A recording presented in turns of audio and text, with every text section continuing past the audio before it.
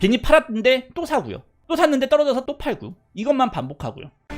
좋아요와 구독 눌러주시면 내일 아침은 떡상.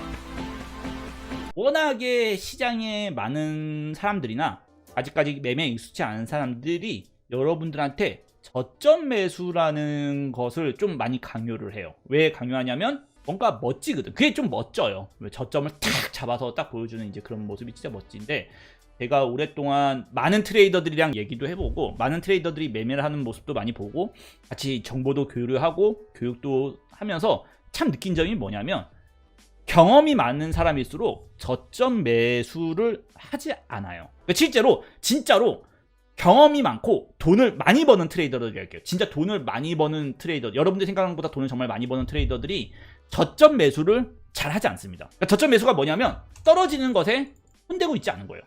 이렇게 떨어지는 것에 내가 받아내고 있지 않은 거예요. 여러분들은 받아내요. 손가락이 5개란 말이에요. 이렇게 손가락이 5개인데 손가락 하나를 푹 찔리잖아요. 칼이 박혔어. 그러면 다음 손가락을 또 댑니다. 이렇게. 그런 다음에 이거 안 돼? 대출 받아. 다음 손가락. 이 물타기 하는 거죠. 계속 물타기 하는 거예요. 최악의 경우에 4손가락 다. 그리고 집담보 대출까지 받아서 5손가락 전부 다. 이게 옛날에 해외에서 있었던 짤이에요. 데미 트레이더들을 좀 비하하는 거거든요. 5손가락에 칼 꼽는다고. 떨어질 때마다 물타기 한다는 얘기를 이제 비화한 거예요. 그리고 나중에 이게 여기 손바닥에다가 칼 큰 거 하나 이렇게 꼽힌다고 이렇게. 실제로 이게 왜 이런 비하를 월스트리트나 외국에서 이런 걸 왜 비하하냐면 데미 트레이더들이 떨어질 때 잡는다라고 얘기하는 거예요. 그게 되게 바보 같은 짓이다. 왜? 그걸 조금 더 먹겠다라고 덤비는 것보다 오히려 차라리 이거 다 이런 거예요. 떨어질 때마다 매수 떨어지마다 저점 깨질 때마다 뭐 매수 때려가는 것보다 차라리 여기서 사는 게 손가락은 덜 아픈 거예요. 손가락이 덜 아픈 거죠.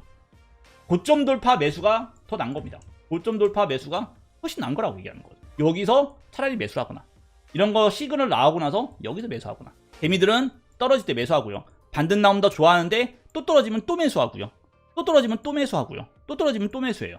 근데 보통 경험이 많은 트레이더들은 그냥 가만히 있다가 고점 돌파하면 진입합니다. 고점 돌파하면 보통 이런 데서 진입을 많이 해요. 이런 데서 매수한 사람들이 평단가가 좋다고 얘기를 해요. 이제 그 사람들 기준에서는 내가 여기서 물타기를 이렇게 계속했는데 평단가가 좋다고 얘기를 하는데, 중요한 건 뭐냐면 저 칼의 의미가 뭐냐면, 저 칼날의 의미가 뭐냐면 공포감이에요. 실제로 매수를 계속 물타기를 해가면서 내가 겪는 그 공포감 있죠. 공포감. 그 공포감에 잠식되는 거예요.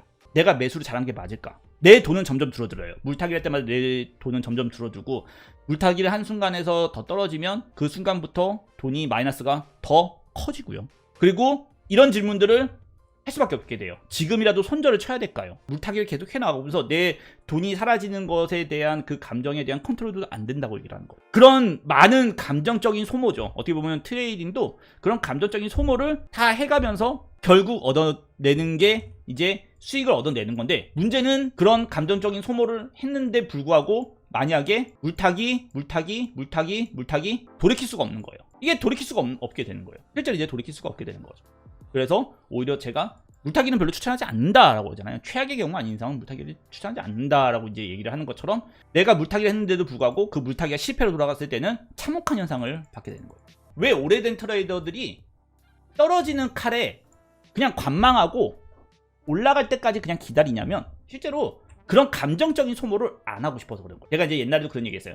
매매는 감정적인 소모도 일하는 거랑 똑같다라고 했어요. 이렇게 떨어지는 것에 매수를 받아가면 물론 평단가는 좋아집니다. 평단이 좋아져요. 문제는 올라가고 나서요. 그건 실제로 올라갈 때 기분이 좋아져요. 문제는 한 달이에요. 여기가 한 달이거든요. 여러분들 이게 짧게 생각하는데 한 달 30일 동안 하락에 대한 공포감을 계속 느껴가야 돼요. 처음에 뭐 오를 때 같은 경우에는 이게 오를 때는 기분이 좋겠죠. 내가 매수했으니까 내가 조금이라도 뭐 매수를 잘 해가지고 수익이 나오고 있다. 하지만 이렇게 하락 조정이 나오잖아요. 그러면 이제 감정 컨트롤이 안 돼요. 깨질까봐. 여기가 깨질까봐 감정 컨트롤이 안 돼가지고 또 샀다 팔았다만 또 반복하게 됩니다. 실제로 이 기간 동안 지금 여기 또 이제 하락을 하죠. 이게 또 진짜 하락일지 모른다는 공포감이 또 빠지게 되는 거예요. 이런 감정적인 소모를 엄청나게 하는 거예요. 시장을 쳐다봐야 되고요. 일상이 안 되고요. 괜히 팔았는데 또 사고요. 또 샀는데 떨어져서 또 팔고 이것만 반복하고요.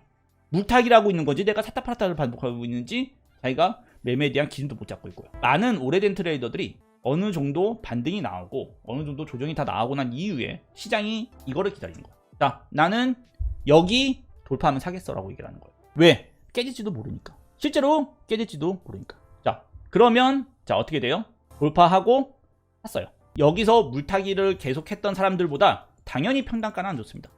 하지만 왜 오래된 트레이더들이 이런 방법을 선택을 하냐라고 얘기를 하냐면 실제로 내가 매매를 하고 나서부터 즉각적인 수익이 발생을 하고요. 그리고 감정적으로 컨트롤을 하지 못하는 그런 조정이나 대응할 수 없다는 그 위험에 대한 막연한 알 수 없는 우리가 알 수 없는 공포죠. 공포와 위험이죠. 위험. 이거를 경험하지 않기 때문에. 영상이 도움이 되셨나요? 분석 중 나온 거래소와 분석 사이트는 영상 하단 더보기를 눌러 링크 확인할 수 있으며 모바일에서도 영상 설명을 열어 각 거래소 링크, 트레이딩뷰 사이트 링크를 확인할 수 있습니다.